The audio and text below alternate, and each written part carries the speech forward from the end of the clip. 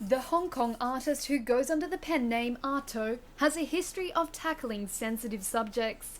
His drawings have explored topics censored across the border in mainland China, including the 1989 crackdown on protesters in Tiananmen Square. Today he dabs with a brush and bleeds the pen strokes of a new illustration, a guillotine ready to slice through a canvas marked freedom of speech. Fearing their creations may violate a new national security law imposed by Beijing, some Hong Kong artists say they're turning to self-censorship.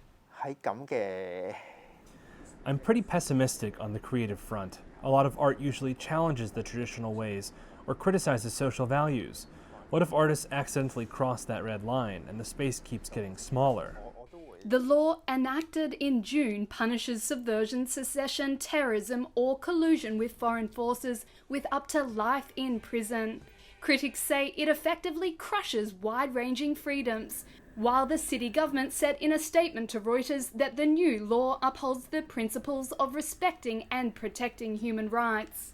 Nearly 2,000 Hong Kong and international artists and cultural workers said in a statement the security law created a climate of fear and self-censorship. Some who spoke to Reuters say they are moving their creations overseas or plan to move abroad themselves. Arto's cartoon column was recently axed from the Ming Pao newspaper. The paper said it wasn't because of the new law, but because they were revamping. During this period of doom and gloom, it's hard not to think it's related to the national security law.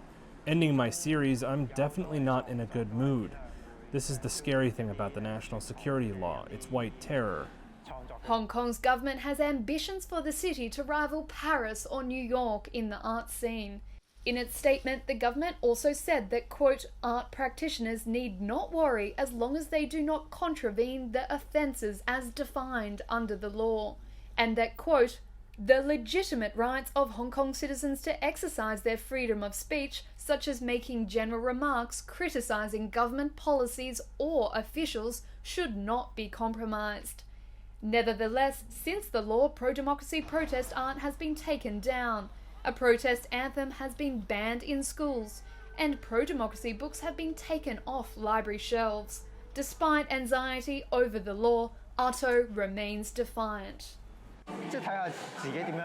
You have to decide what your values are. You can possibly fear being arrested at any time, or regret that you've not done enough to make an impact on society. For now, Arto says he will persist and continue to make his political art.